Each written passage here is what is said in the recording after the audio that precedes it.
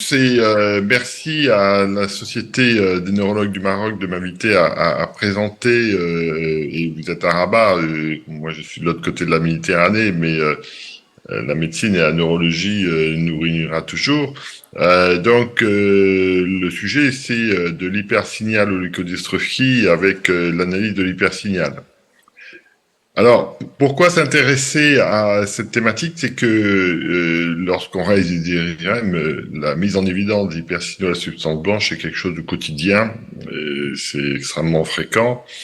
Nous travaillons sur cette thématique depuis maintenant un quart de siècle, 1998, et tout progressivement, nous avons organisé un algorithme décisionnel, en un mot, de façon très simple, devant une tâche quelle est la maladie sous-jacente.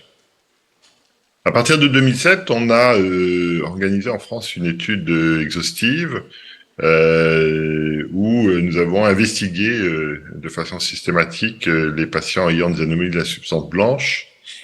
On a à peu près actuellement en databank plus de 2000 dossiers adultes de maladies de la substance blanche et on reçoit 3 demandes par semaine, soit françaises, soit francophones et notamment du Maroc. Finalement, les maladies de la substance blanche se définissent ou se répartissent entre des maladies acquises, des maladies génétiques, des maladies vasculaires, des maladies inflammatoires. Si on prend un petit peu de recul, et ces différentes recherches ont été publiées. Vous avez ici quelques encarts à droite des papiers que nous avons publiés dans Brain et dans Neurology, et nous continuons puisque nous avons un papier qui vient d'être accepté sur la mutation de CTLA4 dans Neurology. Alors, avant de parler sur des maladies, d'abord des choses très simples, qu'est l'IRM. Finalement, le champ de l'IRM n'est pas très important. Le 1.5 Tesla est à la même sensibilité que le 3 Tesla. Et puis, on essaye actuellement d'évaluer des champs magnétiques beaucoup plus élevés, du 7 Tesla. Il y a 3 IRM en France à 7 Tesla. Pour l'instant, dans les anomalies de la substance blanche, ces résultats sont un petit peu décevants. Et donc, il faut avoir une IRM de haut champ, 1.5 ou 3 Tesla. Deuxième chose simple, c'est quelle séquence? Il faut absolument avoir un flair, sagittal et axial. Il faut avoir un T2 deuxième écho. Alors pourquoi le T2 deuxième écho? C'est que la fosse postérieure est beaucoup mieux explorée par le T2 deuxième écho que par les séquences flair. Un T1 avec injection de gadolinium et systématiquement un écho de gradient pour éliminer ou rechercher une maladie vasculaire par la présence de microblitz. Ensuite, la taille. Nous retenons comme maladie lésionnelle des hypersignaux ayant une taille supérieure à 3 mm de diamètre, ce qui veut dire que des lésions punctiformes de moins de 3 mm de diamètre, nous ne les intégrons pas dans l'algorithme décisionnel. Dans la population générale, la première cause d'hypersignaux, c'est ce qu'on appelle des OBNI, objets blancs non identifiés. Ce sont des personnes qui réalisent des IRM pour d'autres choses que des raisons neurologiques, notamment traumatisme crânien, ou migraine, et on met en évidence ces hypersignaux. Et vous voyez en bas à droite, il y a beaucoup de lésions, mais en fait, si on les analyse lésion par lésion, ce sont des lésions qui sont à distance des ventricules, qui sont supratentorielles, qui respectent le territoire vasculaire, notamment les noyaux gris, la protubérance, qui ne sont pas arrosés par le gadolinium, qui sont le plus souvent isotéens et le plus souvent non évolutifs. Eh bien, lorsque vous avez un tel contexte, il s'agit d'hypersignaux d'ossification indéterminée. Ces IRM ne sont pas normales, mais ça ne veut pas dire qu'il y a une maladie neurologique sous-jacente. La question posée, c'est l'évolution au long cours de ces patients qui est inconnue à ce jour, notamment en termes cognitifs, notamment en termes de risque vasculaire. Dans l'algorithme, donc, on peut raisonner de manière anatomique en disant, voilà, ce sont des hypersignaux focaux.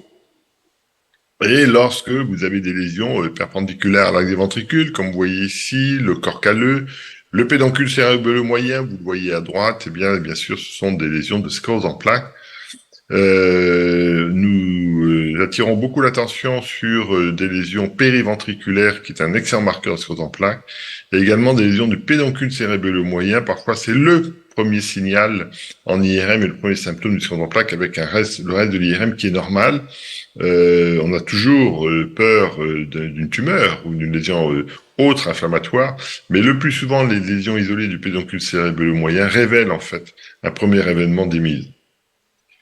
Et comme vous le savez, les critères ont été revus de sclérose en plaques, critères McDonald 2017. Il faut bien sûr avoir une poussée. Et nous raisonnons finalement à 2 lésions, avec des critères de lésion de sclérose en plaques, plus de 3 mm de diamètre, avec au moins 2 distributions sur 4, périventriculaire, juxtacorticale ou corticale, fosse postérieure, médulaire. Nous avons avec simplement 2 lésions en dissociation spatiale, la dissociation temporelle étant confirmée par soit une lésion rossée par le gadolinium, soit une ponction lombaire des bandes glauconales, soit avec l'apparition de nouvelles lésions sur une IRM de suivi ou de nouvelles poussées. Le diagnostic de sclérose en plaques à forme mutante est établi. Et puis, ça ne sera pas le sujet d'aujourd'hui. Beaucoup de nouvelles séquences arrivent, beaucoup de nouvelles anomalies arrivent pour arriver à un diagnostic de sclérose en plaques, ce qu'on appelle les RIM. C'est un halo d'hyposignal autour de votre hypersignal, qui est probablement le reflet d'une inflammation microgliale. La veine centrolésionnelle également est un marqueur de lésion de sclérose en plaques, et nous utilisons donc ces séquences sensuelles en échogradient lorsque nous sommes en difficulté pour analyse du signal, pour mettre en évidence au moins dans 40% des lésions cet aspect en RIM, hyposignal autour de l'hypersignal ou de veine centrolésionnelle. Et puis, dans notre paradigme, nous avons repris également des patients dont les IRM étaient extrêmement atypiques pour une sclérose en plaques, mais dont l'analyse du dossier ou l'évolution des malades nous a permis de retenir un diagnostic de sclérose en plaques établi, avec des formes assez atypiques. Vous avez ici les plus importantes, les formes cavitaires avec ce vaste plage d'hyposignal, les formes solitaires avec un hypersignal de la jonction bulbe-moelle, les formes tumorales isolées où ce sont des malades le plus souvent vus en neurochirurgie au départ pour une suspicion de tumeur, et en fait l'évolution montre que ce sont des lésions inflammatoires.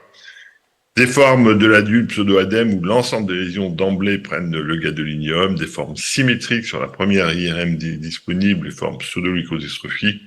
Et puis, en fin de course, est-ce qu'on peut avoir un diagnostic de sclérose en plaques avec une IRM cérébrale normale, une IRM cérébrale persistante sur les plusieurs années qui reste radin?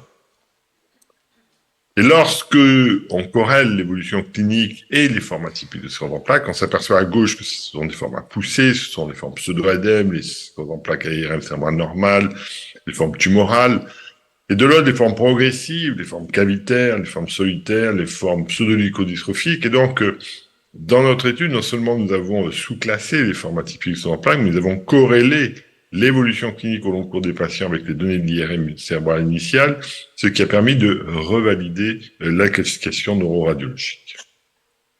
Autre cause d'hypersignaux focaux, les maladies systémiques, maladies de Gougerot le plus souvent, ce sont des patients d'abord qui ont clairement une maladie systémique associée avec les critères diagnostiques requis, et le plus souvent, ces hypersignaux sont presque non spécifiques, sont moins nombreux que la sclérose en plaques, n'ont pas de distribution périventriculaire, et quand on voit ces hypersignaux que vous voyez sur cette diapositive, qui est au cours d'une maladie de Crohn, eh bien, ce sont des hypersignaux pas très spécifiques. Et là, pour corréler les anomalies en IRM et l'atteinte centrale de la maladie systémique, nous aidons beaucoup de l'évolution systémique de la maladie inflammatoire. Si vous avez une maladie de Crohn ou un RCH qui est évolutif et que vous avez des anomalies en IRM, on va retenir une corrélation entre l'atteinte neurologique centrale et la maladie inflammatoire. Par contre, si la maladie systémique est tout à fait stable et non évolutive, nous allons considérer qu'il s'agit de 2 choses distinctes et donc il n'y a pas de lien direct entre l'anomalie IRM et la maladie systémique. C'est important pour l'intensification thérapeutique pour les internistes, c'est-à-dire que si on retient la tête neurologique centrale d'une maladie systémique, bien sûr, se pose la question de l'intensification thérapeutique. Autre hypersignaux du corps calleux très utile en pratique diagnostique, c'est les hypersignaux du corps calleux. Topographie majeure. Avant tout, la maladie de Suzac, vous le voyez ici avec certains du splénium, mais d'autres maladies peuvent donner, bien sûr, des hypersignaux du corps calleux, le marché bien mis, les états de maladie épileptique, certains médicaments ou toxiques, des encéphalites, c'était décrit dans le Covid, la maladie de Vic ou la NMOSD, la migraine épileptique familiale donne des hypersignaux du corps calleux transitoires. Donc, on voit que les hypersignaux du corps calleux sont une porte ouverte à beaucoup de maladies différentes, mais avant tout de Suzac. Et vous voyez ici un aspect de Suzac caractéristique avec en sagittal flair cet empilement de lésions du corps calleux avec ce qu'on appelle l'aspect de snowball, de boule de neige, et puis sur angiographie avec fuseau-sérine, ces interruptions, vous voyez devant les flèches, des artères distales rétiniennes. Ensuite, des hypersignaux bien délimités, avec parfois un effet de masse, une insuffisance grise, rossée par le gadolinium, parfois de l'hémorragie. Eh bien là, on rentre dans le diagnostic de l'ADEME, bien sûr.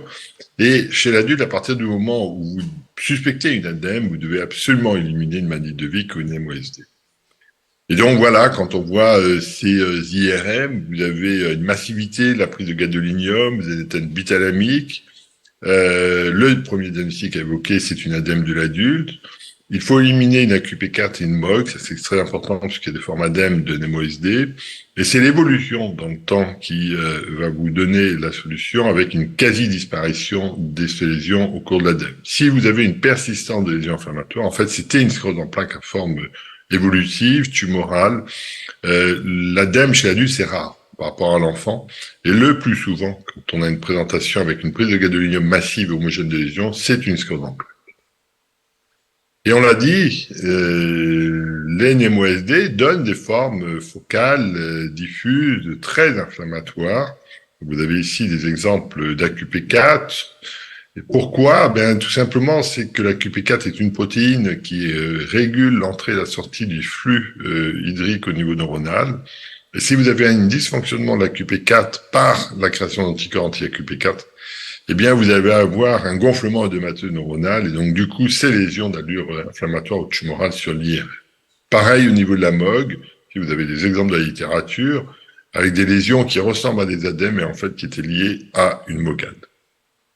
Les atteintes diffuses, très systémiques, très symétriques presque.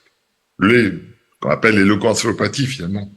Première chose acquise, les maladies infectieuses, les encéphalites bien sûr, les encéphalites post-vaccinales, avec des lésions œdémateuses, parfois arrosées par le gadolinium, les gliomatoses, lymphome, gliome de bas grade, les atteintes toxiques post-chimiothérapie, mais aussi post-radique, la lymphe, bien évidemment, et puis les carences, notamment en B12 et en Q.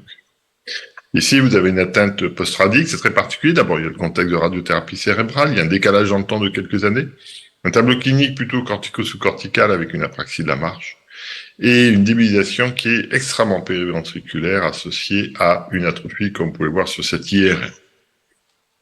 Cet aspect très particulier d'infiltrage de la substance blanche, peu d'effet de masse finalement, un rehaussement d'une lésion par le gadolinium, une biopsie amenant à un diagnostic d'oligodendrogliome. Pareil, ces aspects d'hypersignaux en nappe, vous voyez, de la substance blanche, assez symétrique, envahissent le corps calleux, peu d'effet de masse, non rehaussé par le gadolinium. Et la biopsie avait montré que c'était en fait des lymphomes. Les lymphomes peuvent ne pas prendre le gadolinium, il faut le savoir. C'est ce qu'on appelle les aspects de gliomatose. La lymphe, bien sûr, le contexte d'immunosuppression ou de tisabris si on est JT positif, avec des hypersignaux de la substance blanche, multifocaux, juxtacorticales, comme vous pouvez voir ici, asymétriques, chez ce malade, la prédominance frontale et temporale droite, non rehaussés par le gadolinium, et bien sûr, dans ce contexte, le JT virus et la PCR-JT dans le LCR est fondamental pour arriver à un diagnostic de lymphe. Et ce que nous avons décrit, qui a été confirmé par d'autres équipes, c'est que, vous l'avez en bas à droite, pour nous aider pour le diagnostic, nous réalisons un écho de gradient qui met en évidence un hyposignal cortical le long de la démyelisation, qui est un marqueur en fait de la lymphe. La co-association substance bleue, substance grise oriente vers la mécanique du vaisseau. Encore plus si l'écho de gradient retrouve des microblies, c'est encore plus s'il y a des classifications. Et lorsqu'on a une classification de votre IRM en une atteinte vasculaire, eh bien, la chose qu'il faut aller regarder, c'est l'âge. Le plus souvent, bien sûr, c'est acquis, un âge supérieur à 50 ans, des facteurs de risque cardiovasculaire, atteinte des grosses artères, et le bilan s'arrête là. Le bilan va être général sur l'athérosclérose. Par contre, dans ce contexte d'atteinte de la substance blanche et substance d'origine vasculaire, un âge jeune, moins de 50 ans, l'absence de facteurs de risque vasculaire, l'absence d'atteinte des gros vaisseaux doivent faire suspecter une cause génétique, cette fois-ci, et notamment la maladie de Cadasie. Et donc, toute microangiopathie cérébrale doit vous faire regarder l'âge et une athérosclérose présente. Supérieure à 50 ans des facteurs de risque vasculaire, c'est le plus souvent le cas posé acquis. Moins de 50 ans, pas d'athérosclérose. Les maladies génétiques doivent être cherchées avant tout la maladie Cadasie par mutation de Notch3. Et effectivement, dans ces maladies génétiques du vaisseau, si vous regardez à gauche, vous avez une IRM d'état lacunaire avec probablement des lacunes sur la séquence T2. Et deuxième point, une démyelisation à prédominance postérieure. Alors, pourquoi il y a une démyelisation? C'est que tout simplement l'oligodendrocyte est une cellule extrêmement sensible à l'hypoxie. Et comme dans ces maladies où vous avez des maladies de la microcirculation, vous allez avoir une ischémie chronique, une mort progressive de l'oligodendrocyte et donc une démyelisation secondaire. Et donc, l'IRM en haut à gauche en T2 montre la co-association d'état lacunaire et également de démyelisation. Donc, votre démyelisation, elle est bien d'origine vasculaire. Et là, d'emblée, vous devez regarder l'âge du patient et la présence ou non de facteurs de risque vasculaire pour savoir si vous devez rechercher ou non une mutation de Cadasi. Et puis après, in fine, on arrive à ce qu'on appelle les leucodystrophies adultes. Quelle est la définition d'une leucodystrophie d'abord? La leucodystrophie est définie comme une démyelisation d'origine génétique. Mais comment on arrive à un tel diagnostic sur l'IRM chez l'adulte? Apparemment, la première IRM disponible montre une atteinte symétrie de la substance blanche. Le plus souvent, les lésions ne sont pas rossées par le gadolinium. Il y a très souvent une atteinte fasciculaire, c'est-à-dire une atteinte de la capsule interne. Il peut y avoir des orientations diagnostiques étiologiques suivant la prédominance de votre démyelisation, mais le pied, c'est une atteinte symétrie de la substance blanche sur la première IRM disponible. Et donc, on voit tout doucement qu'on arrive à un algorithme, en fait, décisionnel. Premièrement, une atteinte des noyaux gris, une atteinte centropontique, la présence de microglies, voire de calcification, c'est une atteinte du vaisseau. Vous avez une représentation sur la colonne de gauche. Et là, la question posée, c'est est-ce que c'est acquis ou génétique? Deuxième groupe, les maladies inflammatoires de la substance blanche, avec ces dispositions très particulières périventriculaires, perpendiculaires à l'axe des ventricules, une atteinte des pédoncules cérébraux moyens. La première cause, c'est la en plaque. Et puis ensuite, d'emblée, une atteinte symétrique sur la première IRM disponible, c'est la colonne de droite, comme vous pouvez voir sur deux malades différents en haut avec ces atteintes fasciculaires symétriques, ou sur l'autre malade en bas à droite, une atteinte symétrique absolument blanche en prédominance postérieure. S'il n'y a pas de facteur carentiel, s'il n'y a pas eu de radiothérapie, de chimiothérapie, de facteurs toxiques, eh bien d'emblée, vous pouvez suspecter une maladie génétique, une maladie métabolique qui donne cette démyelisation que vous voyez en IR. Et enfin, grâce à vous tous, nous continuons à travailler sur ces maladies de la substance blanche qui sont des champs d'investigation extraordinaires, notamment grâce à la génétique. Et chaque année, si vous venez au Genève, nous avons les ateliers de la substance blanche. Cette année, c'était à Lyon il y a quelques jours, où la salle était pleine avec 270 neurologues qui venaient écouter pour présenter, entre guillemets, le best-of de l'année précédente. Et je vous donne rendez-vous au Genève 2024, puisque les ateliers de la substance blanche ont lieu le mercredi, en général, à 17h, où nous faisons travailler les neurologues sur les 3 meilleurs dossiers soumis de l'année précédente. Je tiens également à remercier toute mon équipe que vous voyez ici, qui travaille énormément sur ces maladies. Il faut savoir que le ministère de la Santé a organisé des centres de référence. Nous avons été labellisés Centre de référence national de leucodystrophie adulte en 2017 et nous venons d'apprendre juste que nous avons été relabellisés. Et tout ceci est au service simplement des malades, des neurologues correspondants et également de la connaissance, et nous essayons le progrès de la connaissance et de la médecine dans ces maladies-là. Je vous remercie et je vous souhaite une très bonne continuation de votre congrès et j'espère